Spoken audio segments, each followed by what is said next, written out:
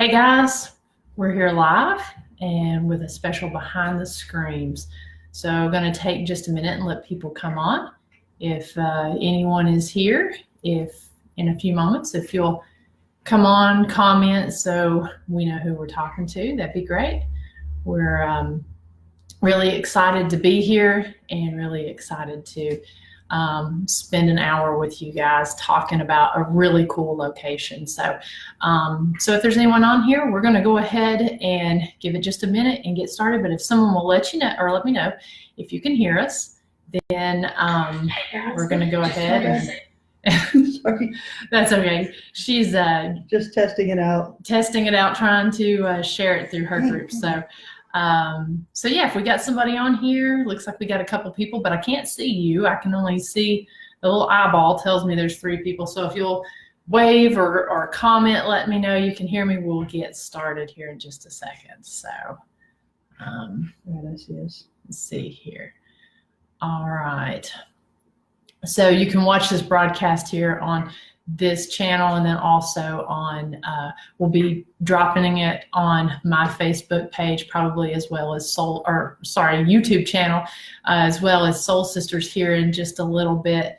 But for now, we're gonna go here and talk to you guys a little bit about a really cool place. I don't know if you've heard about it, comment on here, and if you've investigated it, let us know. But it is the Old Gilchrist County Jail in Trenton, Florida. And if you've not been to this place, you definitely need to check it out.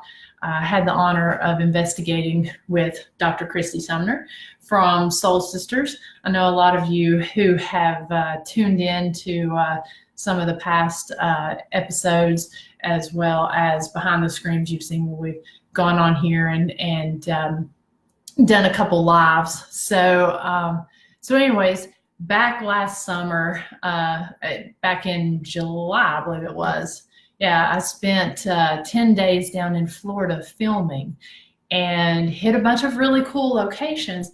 And this place was actually kind of what I like to call a sleeper, because it was a nice surprise. Had some really cool places that we hit, and then this one we were actually, if you're not familiar with Trenton, it's up near Gainesville, Florida. And so the very last night of my trip down there where I was filming, we decided we were going to hit this place, and wasn't really sure what to expect, because there's not a lot of information, maybe a few YouTube videos here and there about it, but there wasn't a lot of history and there wasn't a lot of information about this place before we went down there. And guys, I got to tell you, this place was very cool. As far as the activity, it was continual off the chain activity the whole time we were there.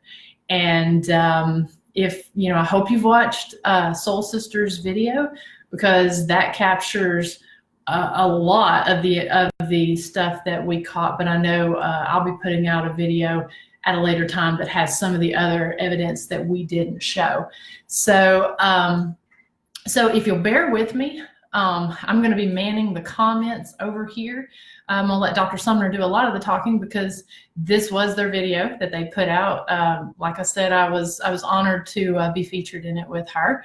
But so if you've got any questions or comments, I'm going to be watching that, and just put it on there. If I don't see you, I will get to you in a second. But I just want to say welcome to Jeff and Sheila and Steve. Steve is from DGH, Darlington Ghost Hunters, and welcome. And hope you're doing well, Steve and Sheila, and everyone else on. So I'm going to let Dr. Sumner tell a little bit about the location, because, like I said, this is a really cool place that you need to definitely check out if you get the opportunity. Well, as Miranda said, it was a collaborative investigation. So first and foremost, we want to thank Ghost Biker Explorations for joining us once again on this very unique location. And also we want to thank the Old Gilchrist County Jail Ghost Hunters for their hospitality, as well as the owner of the Old Gilchrist County Jail, Arlene Hale. So thank you so much for your hospitality.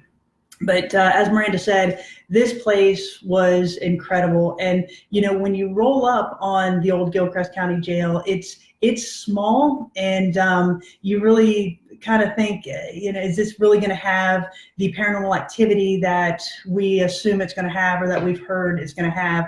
And let me tell you, it exceeded our expectations with regard to paranormal activity. So for those who have watched the video, thank you so much for doing that. We're going to talk about that in a minute.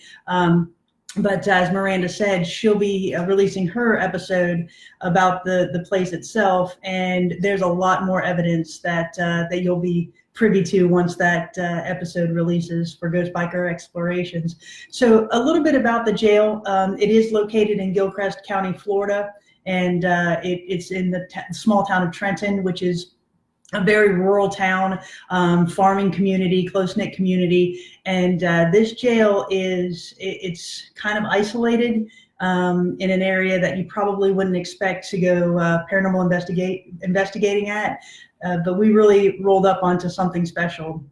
Yeah, what was cool about that? So some of the places, I went live while I was down in Florida during those 10 days.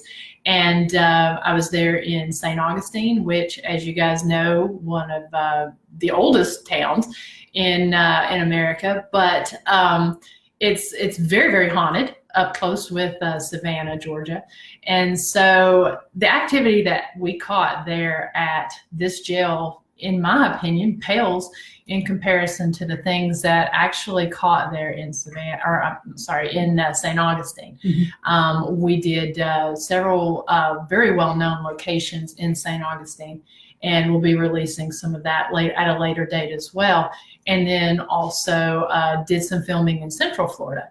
So, this one, coming off of filming and investigating multiple locations, as a lot of you know that investigates, it can be pretty tiring at times. So, we come off of all that and had stopped there to check this out. And the evidence that was caught in Dr. Sumner's video was really, like I said, it was probably about half, I guess, of what we actually caught the whole night. We were there for six hours. Yeah, we were there for 6 hours. And, like I said, the jail itself is small. You walk in, and I think our video highlighted, gave you a little bit of the footprint, but there's 8 cells in the jail itself. There are 3 downstairs and 4 upstairs, and they're small. You would think that when we walked in, it was kind of cramped for the 2 of us. And between when they were in operation from 1928 to 1968, there was actually 4 people held in these cells at one time.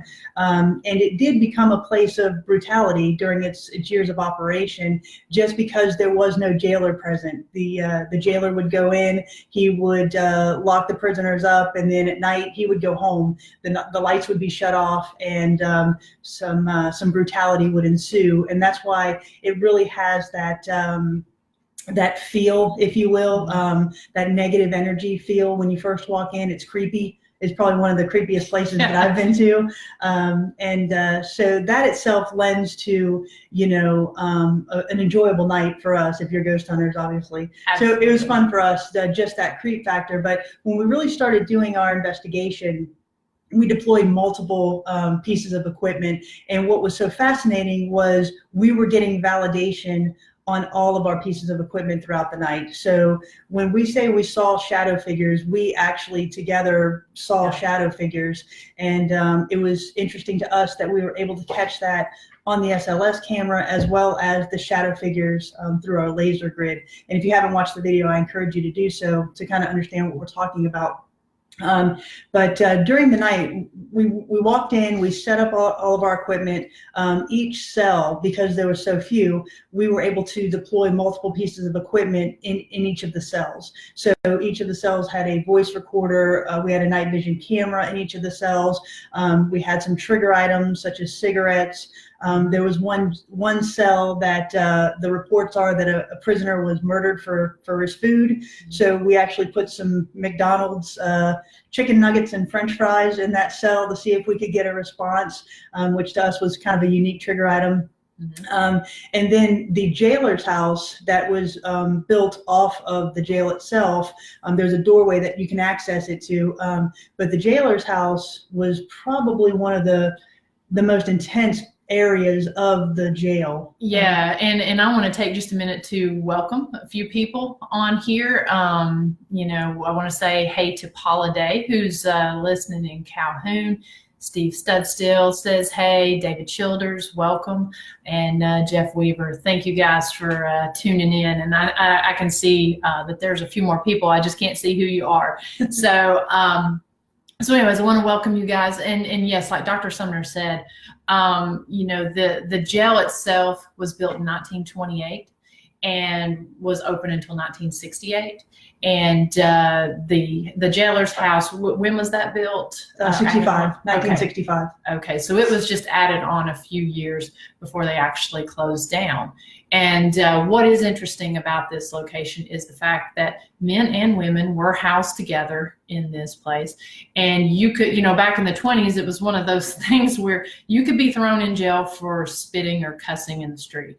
So, so there were people in there that had committed varying degrees of crime, which would be anything from murder to actually just, you know, probably cussing at your husband in the street. Yeah. Right, yeah. And so, so what she was saying about the jailer would leave. When we did the daytime tour, they were telling us that it wouldn't be uncommon to come in the next morning and see people brutally beaten up, and sometimes I think in some instances actually murdered. So it was kind of one of those things, once the door closed and the lights went off, you know, you better hope you liked your buddies that you were with. One of the jail cells that we talk about there, on the second floor, it housed at one time, I think it would keep about 10 prisoners in it. And just to go back to what Dr. Sumner was saying about the house, that was one of the creepier places. I know from the minute we went in there, we definitely felt like there was another presence and we weren't alone. And something I just was thinking of that was really cool, because this location was so small and we had cameras in pretty much every cell and recorders. We were actually able to kind of triangulate by having multiple recorders close by with each other. Some of the recorders we use are pretty high powered and you could pick up voices, but because we were able to put a bunch of recorders in this one building, we were actually able to triangulate exactly where some of these voices were coming from. Exactly. And back to the jailer's house, even though the prison closed in 1968, because of the area that it's in, it's the neighborhood isn't the greatest neighborhood. So after it was abandoned, there was criminal activity that did occur inside the jailer's house. And one of the reports is, one of the facts are that a gentleman was involved in a drug deal gone bad, and he was actually shot. His body was drug into the house. He didn't actually die at that moment. And then the murderers came back and actually finished him off. So he did die in 2008 in that location. And we believe that we actually made contact with him during the night. Some of the EVPs that we caught, we do attribute to him. If you've seen the video, the EVP that says, please help or come help, that was what we attribute to Black as well. Yeah, and it's important to note that the people who had murdered Black was, I believe there were three, and it was a white man, a Hispanic man, and a woman. Hispanic woman. Yeah. Yeah. So, and again, you can kind of see how that, when you see the location, you can kind of see how that happened and how in 2008 it would actually be a pretty good place to hide a body, mm-hmm. or to leave it to come back later. So so it was just that whole area, it really just made you feel uneasy, at once. So and just kind of bring it back. So what we did is we went in, we took a day tour, and then afterwards we set up all of our equipment. Again, we had enough equipment to set up in each of the cells, and then we really started going in on our investigation. And we would have EVP sessions in each of the cells, which through most of the night we were getting responses. Some we actually heard audibly. You could hear a couple of those on the video, and you'll hear some more in later videos. Just hint. So there was a lot of activity. So some of the questions that I've been getting since the video has released, yes, it was just the two of us that night. And like I said, it was dark, it was creepy, but the two of us were the only two in the building that night. Well, I do want to note too. So, our times that we were in there, a lot of people ask if we investigate, why we investigate in the dark and at night and everything. Actually, this investigation was mixed because of the nature of the area. It is in a rough area. You kind of have to be out of there by a certain time, or you just don't want to be in there at a certain time. But we started, I think it was around 7, I believe. And so it was in the summer, so it gets dark late. But we were in there from 7 until I think it was 1 that morning. Yeah, so around that time. Yeah, so we were, it was a mixed investigation. Yeah. Okay. So, and then some of the other questions that I have is if you see in the video, when we pan around, the establishment itself has actually set it up sometimes as a haunted house. So the skeleton that was hanging in one of the cells, we did not do that. That was a prop used for Halloween, as well as the mannequin and a couple of the other ghosts that were hanging by the wall. Mm-hmm. That was something that a couple people have pointed out, wanted to know if we had set that up, and we did not. We don't stage things like that. So that was a question. And then, yes, we are licensed to carry. So those were actual guns. We did do that for a reason. But that was something that we were asked as well. Yeah, we pretty much, I can't speak for Dr. Sumner, but for myself, if it's a license or a concealed carry state that has reciprocity with my state, I am always carrying, just because of the nature of the locations. We are in abandoned locations, and you never know. And plus, since I investigate alone the majority of the time, it's just better safe than sorry. And so we've actually found at times when I've been on different investigations that actually, a lot of the time, they know when you're carrying. And so that actually functioned as a pretty neat trigger item in this particular investigation. So as she said, we are licensed to carry. And so, and we did not step away from the guns other than just into the other room.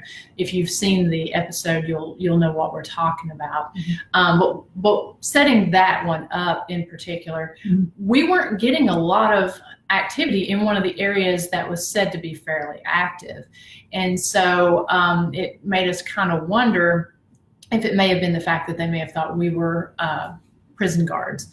And so that was just sort of one of those things came to us, and we thought, okay, let's test it and see if the activity changes when we sort of change something about ourselves. And so by putting those guns down, I mean, we got the instant EVP, which was, I can't remember, was that an audible one, or did we pick that up on the recorder? Okay. And so anyway, so it was pretty instant, and the activity totally changed right after it as well. So it was just kind of a neat thing to add on that. It was. Yeah. And then after that, the night just kind of, for lack of a better term, exploded after that with activity. For those, again, who have seen the video, the REM pod session that we had with Sam, that to us was very interesting because we were sitting in one of the cells and the REM pod was out in the hallway, and one of us made the comment, maybe he wants us to step out. And the REM pod started going off. So what we did is we stepped out of that cell, we walked across the hall and stepped into another, and I was using my body camera to film the REM pod for that scene, for that session. And the activity that we got was probably one of the best REM pod activity sessions that I've been involved in. And it seemed to validate a lot of the other things that we were getting that night. So for example, when Miranda asked, was your cellmate's name Robert?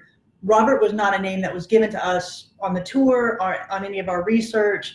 Where Miranda got Robert was from an obelisk that we had used previously during the night, and that was the name that came up in another cell.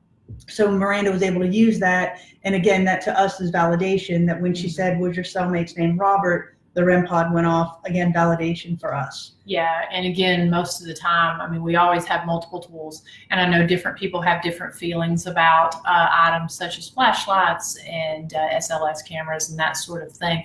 We're all entitled to our opinion on it, but we never take one reading of one item as a positive sign of activity. It always, we like to use it to validate the other items used in conjunction. If your REM pod is going off based on words you're getting from your ovilus, or flashlights in the EDI box, showing a change in the pressure and everything. So we try to use these items to try to validate the other. So that was actually something that was really cool for us. We were actually able to use a lot of the words and items that came up on the ovilus to ask questions that we were getting answers from on our REM pod as well. And again, during that session, you'll notice that the scene is split from my body camera to the camera that we had running in the cell. And the reason we did that was because Miranda actually felt a tug on her pants, or a hand on her leg, right? Yeah, a hand on her leg. And again, to us, that was validation, because when we asked, "Are you the one touching Miranda's leg?" and the REM pod goes off, that was something that she actually felt in the moment, and we were able to get that validation off of the REM pod, which to us is extremely fascinating. Yeah, and it's hard too, because a lot of that is actually a personal experience when you're dealing with being touched and different things of that nature. It's sometimes hard to validate that because it is actually a personal experience, and unless you can see cold chills or different things of that nature, it's sometimes kind of hard to validate. I know I had a question from the video wanting to see more personal type experiences, and we do have more of that's going to be shown on mine, but it's something, it's challenging because it's just what it is, it's personal. But we did get a lot of that, and I gotta say too, it was very, very hot there, like Florida tends to be. Florida July night, hot. So she's right. Yeah, it was very hot and very uncomfortable. But I was actually wearing I think like capri pant or capri workout pants or something. So when that actually touched my leg, it was touching the bare part of my leg. And when you're sitting in an area that's 90 something degrees and you get cold chills, that's pretty crazy. Absolutely. So the REM pod session to us was something that was very validating that night and very exciting for us. The next piece of evidence that we had, as I mentioned before, during the night, we saw shadow figures clearly running back and forth, darting to and fro. And it was interesting to us that we were actually able to validate that with the laser grids that were downstairs. But before we even caught that, we took the SLS camera, and Miranda had the SLS camera, and we were panning it around in the areas where we had actually seen the shadow figures. Now, everybody has their opinion on the SLS and its validity, but to us, it did validate some of the things that we were seeing. And I can't speak for Miranda, but every time I've used an SLS camera, I've never seen one behave as the stick figure did in that scene. Yeah, that was actually something that was pretty interesting to me, was the fact that we were down there in the room where Black was killed, and we had it facing, because he was under the window. And something that, the way the SLS works is it casts out its own laser grid. And so it's picking up, the theory is it's picking up anomalies and showing them as stick figures. Within that laser grid, again, it's a subject of controversy, so believe what you want. But what's interesting about this is the fact, it will tend to do false mappings, and a lot of the time we like to keep it as stable as possible, just so we're not moving it around. But of course, when you're walking around in an area, it's best to keep it as stable as possible and shining in a certain area without just moving it around, because it will pick up doorways and vertical areas that gives it something multiple points to map to. But what's interesting about this is in that area, there wasn't, the doorway was off to the right. It wasn't mapping in the doorway. It was mapping in the area, the space in the wall, And it looks to me, now again, could be reaching, but it looks to me like one of the figures is actually pulls a gun. He actually reaches from his left or his right to his left and pulls something out of its side, and it looks to be cocking it. So, we thought that was pretty interesting, especially that was in an area from a victim who had been shot and thrown in there and then reshot once he was thrown in. So we thought that was pretty interesting. And the figures were actually, they would move out the door. So we decided to follow them. And the coloring of the figures, they'll map in different colors, sometimes green, sometimes yellow. But they'll map in those colors. And we were actually following, and I don't know if it was the same figure, but it definitely led us to these different areas where we were getting activity either from the REM pod or from different EVPs on the recorders, which is really cool. And to go back to Miranda's, back to the black room we were just talking about, you'll notice that Miranda does not move the camera, but the stick figures are moving. So theoretically, if she's mapping something that is a doorway or such, those stick figures should not move. But because it actually had that motion that we feel had the motion of pulling a gun, to us that was very compelling. And it was one arm. It wasn't, mapping from, if you've got your two posts of your doorway, it wasn't mapping both arms. It was, to me, it looked like a defined motion. Again, I'm gonna take just a minute not to interrupt the train of thought here, but I wanted to get to a couple of the folks here that have, exactly. Wanted to take a few minutes to, let's see, my mouse isn't working, so let me just. So while Miranda's doing that, I think somebody asked where you can find the video. You can find it on both of our Facebook pages or soulsistersparanormal.com. Yes, and what I'll do is I'll go on here and actually post in the comments here of this, I'll post a link to the video. In fact, actually, we may see here, but we may actually host a watch party of the episode. So if you've not seen it, you can watch it with us as well. Thank you, Sheila, for your kind words. We appreciate that and appreciate you watching. I saw, let's see, she also mentions the trigger items.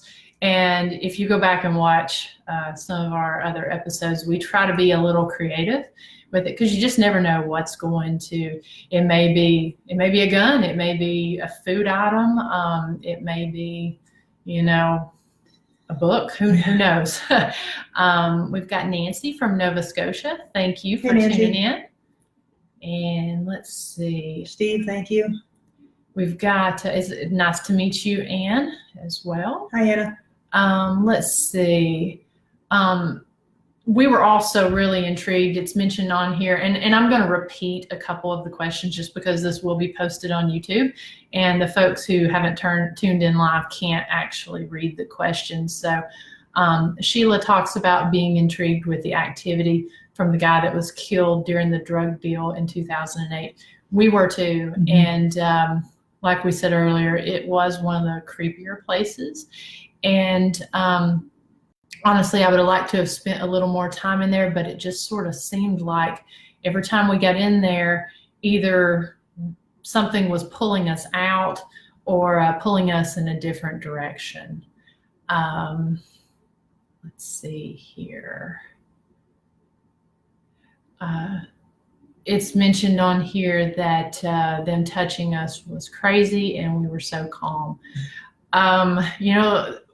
It's kind of hard to explain, sometimes in the moment, it's, you don't really know what to do in the moment sometimes because, right. Sometimes it's a simple touch, sometimes it's a little bit more, but, that's what we're there to seek out. So, we don't run. We usually tend to run toward whenever something is going on, but, Bill Smith says, very neat investigation. Thank you, Bill. It really was. I like investigating jails and prisons. I actually really like investigating jails a little bit more than prisons because they are smaller. They seem to have a lot more character, and you can really, for me, you can actually tend to really hone in more on some of the stories rather than some of the larger ones, because there's just so many people. And the fact that, and just the history of Trenton itself being, it was you talked about it in your video, it was what, the last county? Gilchrist County, not Trenton. Yeah. Gilchrist County was the last county added to Central Florida in 1925. Okay. So, but yeah, it does have a fascinating history, and it was very cool for us to see that. Kind of going back quickly to the SLS camera. Yes. Again, we left Black's room because we did think that we saw the shadow figure kind of move around beside the staircase. So we did follow that. That's kind of briefly shown in the video. And you can see that the SLS camera did pick up another stick figure, and then a second one after that, which subsequently disappeared. And what's interesting about that is right under the stairs, there's a little door that has a little room underneath the stairs. And again, you can see Miranda, except when she switches hands, she doesn't move the camera at all. So when the stick figure is there and then it disappears, that again, to us is validation that it was something that we couldn't see that was actually moving. We do believe it went under the stairs into that room. So what we did is we actually followed it out, and we went out of the door of the jail and we turned around. And at that point, we could see into the little room under the stairs, as well as the laser grid that we had set up that was running down that hallway. So we did map the shadow figure for a few minutes while we were standing outside. And then we turned the SLS camera off, and it was completely dark at that point, but we could still see the laser grid. So it was then that we both saw a shadow figure cross through the laser grid, and then a couple seconds later, it crossed back again as we watched. So that is the footage that we have on the video that you can see. And to us, that was validating that what we were seeing on the SLS camera was that shadow figure that we had actually visibly seen. So it was very cool for us to be able to share that with y'all, because that to us is a very cool piece of evidence. Yeah, because I also kind of want to set it up. I don't really want to give away too much from what I'm going to show, but I feel like it's definitely worth mentioning because it's going to be a little while before my video comes out. So, but we mentioned the blue light on there. So I had a blue light that I was going through, and it's just kind of cool and interesting to look, because with that, we were looking for any type of, stains or anything. And it's interesting to note that is a push button flashlight, and it was off. And it was actually, I think the battery had died, and I wasn't able to actually turn it on and off for a while. And so I just put it in with the equipment, and started getting whatever was there messing with the equipment. What was kind of interesting about it is that the blue light started going off. And so we had actually gone out to take a break, and we could see this blue light turning on and off with the equipment. And it was sitting, if I'm not mistaken, it was sitting there. I had a toolbox open, sitting face down, the flashlight with the button up to the top. And so we were seeing the reflection flash back from where the flashlight was turning on. And so that's what actually caught our attention with it, because it hadn't been working. So then we started asking it to turn it on and off, and the flashlight, again, believe what you will about the flashlights, but it was doing it on command there, and it hadn't been working. So we were sitting there watching that, and Dr. Sumner was the first to actually see the shadow figure walk across. But as the lights were flashing on and off, she saw the shadow figure cross the laser grid. So there was nobody inside. We were actually right outside the door. And so we got the cameras and started, trying to film. And of course, there was a stationary camera that was sitting out there too. And we were actually lucky enough to see it pass back through. So it was cool that it caught it on camera and we were actually able to see it. And Sheila, to answer your question, yes, I was born and raised in Florida. I'm actually third generation Ocala native, so right down the road from Gainesville. So I've heard about Trenton before. I had heard about the jail before, but to be able to experience it, especially with Miranda and Ghost Biker, was actually a very cool experience. So thank you for your question. And then to go back to the evidence, like I said, we did catch that shadow figure, which to us is very validating. But another thing that we found fascinating is the number of EVPs that we captured that were in response to things that we were doing. You'll notice in the video that one of the EVPs that Miranda actually heard in the moment was when we were taking the day tour. She had panned her camera into a cell, and then when she panned out of that cell, she actually heard a voice saying, "Hey, come back." And we were fortunate enough to actually capture that on the camera, which was very cool, because it's validating that there is some type of intelligent haunting going on at this location. And then two more that I showed in the video was when we were walking away from one of the cells. It was a cell upstairs, and Miranda and I were actually going down the stairs, and when we had reached the bottom floor, the voice recorder in the cell upstairs, you hear the voice saying, "Kill him." And to us, when we heard that, that was a little bit creepy. I'll have to admit that was one of the creepier EVPs that we heard that night. And then another one was when she was getting into her equipment box. I was actually standing outside. I was filming her, and she was getting in the equipment box. The voice recorder in one of the back downstairs cells, you hear a voice say, "She doesn't trust us," and another voice say, "No." So again, to us, that's very validating that there is intelligent hauntings going on at this location. Yeah. And I love EVPs. For me, that's one of the things that's, because, we're getting men's voices. There's no men there. And one thing I want to say, just to clarify, when it comes to like the shadow figure and that sort of thing, this little jail is very hard to find. So it's not like it's on a main road. We actually were a few minutes late because, it's literally, it is literally like, your GPS stops and it's in the middle of a field. And we circled. Yeah, we actually circled. Yeah. It really is hidden. And so there's no way, by the way it's set up, it's overgrown with, there's no way that lights can shine there and anybody walk past and cast any kind of shadow or reflection or anything. It's just real important to note. It really is tucked in, and just kind of back from itself. You do get a little bit of noise interference at times if it's during the day, if there's somebody in the park on over, but as far as anything else, it's quiet and tucked. And dark. Yeah. Very dark. Yeah. So, and please feel free to ask questions or comments while we're going through this. We'll be happy to answer any of those. But overall, it was a great investigation for us. As Miranda said, it was one of those that we put on the list at the last minute, and it was the last day of her trip to Florida. And, it was kind of one of those extra nights, if you will. We didn't have extremely, we knew it was going to be some activity. We just didn't know it was going to be this active. So in fact, my whole team actually went back 2 weeks later to investigate again because it was so active. So yeah, that was a very cool experience for us as well. Yeah, I was actually going to ask about that because I know you had gone back, and I actually, when I'm in Florida again, want to try to go back and see if I can validate a few things we got. Yeah. So, but again, if we would like to encourage anyone to go and check that out. There was not a lot of history. We weren't given any names up front other than Black and Sam. Those were the only names that we were given.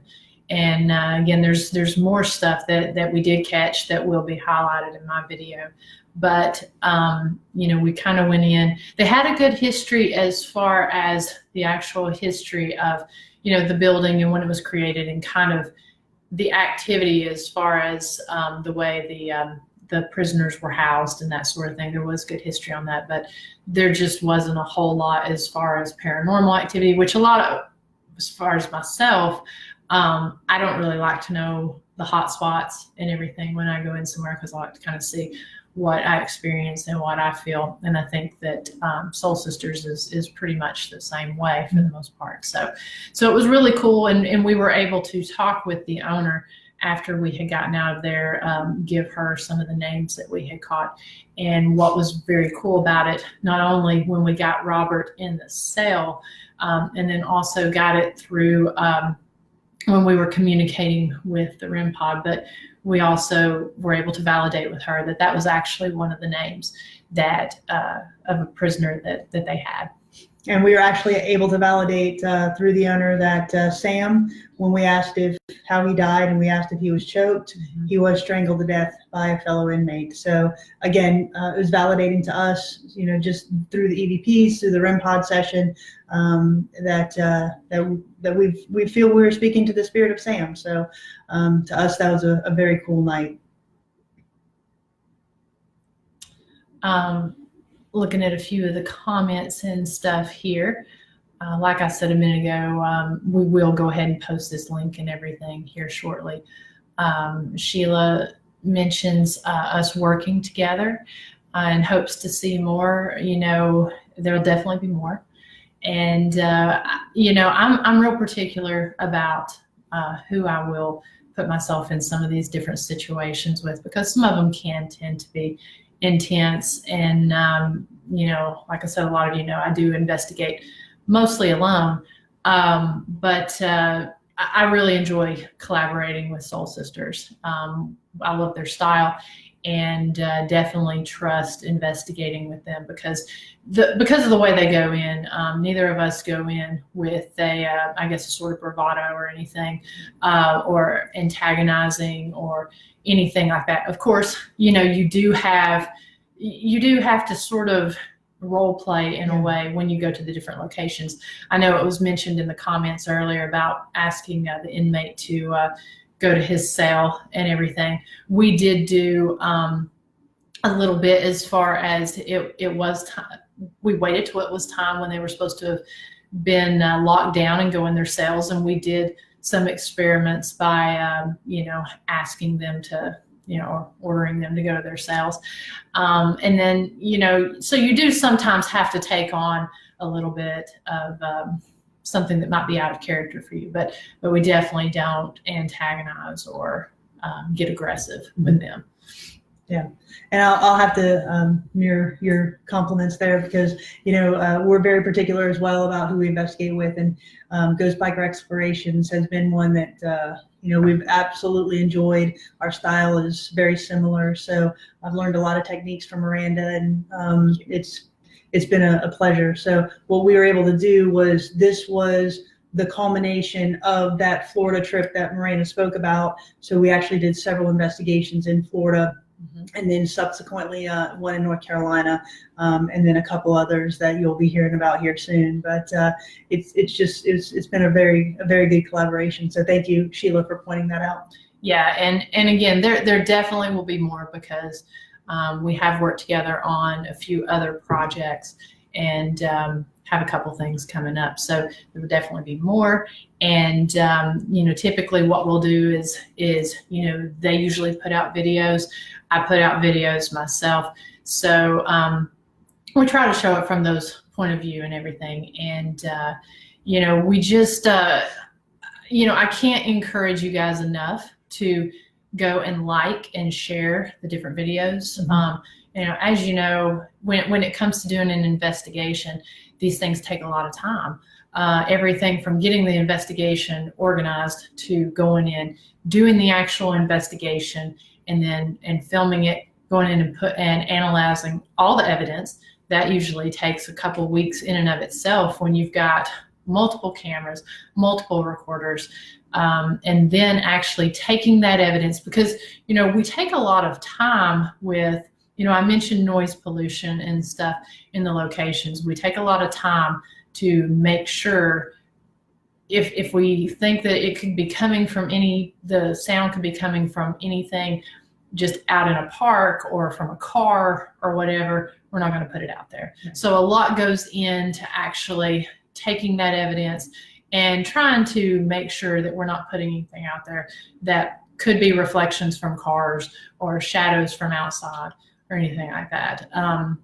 So with that being said, it takes a lot to put these videos and everything together. So we really appreciate you guys watching, sharing them, and getting the word out, and your nice words about the video. So thank you all. Yeah, absolutely. Really the reason that we do this is to highlight the history, as well as share our experiences with those that may not be able to or really want to go to these places, but want to kind of see what it's like. So again, thank you all so much for watching our videos, for watching Ghost Biker Explorations videos, and really sharing them, and all your words of encouragement, and the congratulations on the videos that we do. So thank you very much. We really appreciate it. Yeah, and so and that goes for any other teams out there as well. These people are going out and they're putting a lot of work and a lot of effort into something that they really enjoy. And whether it be just straight up investigating or the paranormal history behind it, go out and support them by giving them that big blue thumbs up and everything. That even the podcasters and the broadcasters and everything out there, they're doing something they really enjoy and love, and it's really cool whenever they're shared and liked. What? So that being said, unless anyone has any questions or experiences or stories about going to this location, I think we're probably going to wrap it up here in a few.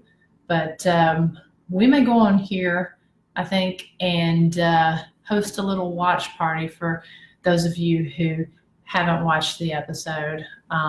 We'll go on there here once we get off that. We'll not only share the link, but we'll actually reshare the episode. And by doing a watch party, you can actually comment with us while you're watching. So, say around 10. No, I'm thinking right after this is done. All right, I think we just do it. So let's do it. All right, well, so we're going to roll into a watch party. Again, thank you all so much. We really appreciate you getting on here with us and spending an hour with us. Yeah, thank you so much. And I hope you guys will have a great night. Hey, Robin, thank you for getting on. Yes, thank you for getting on. And, that's someone that does a lot of sharing and a lot of support for the paranormal community. So we appreciate you, Robin, and Sheila, and everyone else that's on here. So anyways, we're going to end this, and we're going to roll right into a watch party. So feel free, if you've got 30 minutes to watch with us, we'll do that. And we hope you have a good night. Thanks, everyone. See you soon. Bye.